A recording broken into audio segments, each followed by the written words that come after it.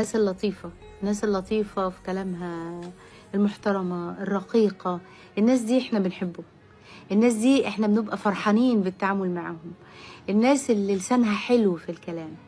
طبعا يعني هو حلو، يعني جميل ان احنا يبقى حلو الكلام مع اللسان مع الافعال، يعني جميل، لكن على الاقل في ناس عندها ذوق وعندها رقة وعندها نوع من انواع، يعني اقول اللطافة في تطليع الكلمة. احنا محتاجين اللي يتعامل معانا يتعامل معانا بكلمة حلوة، محتاجين اللي يتعامل معانا يتعامل معانا بكلمة طيبة، مش ناس دبش يقول لك لا ما تزعلش منه هو كلام بس صادق. طب ايه علاقة الصدق يعني؟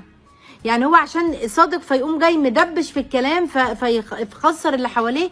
ده غلط على فكرة، ده مش صح.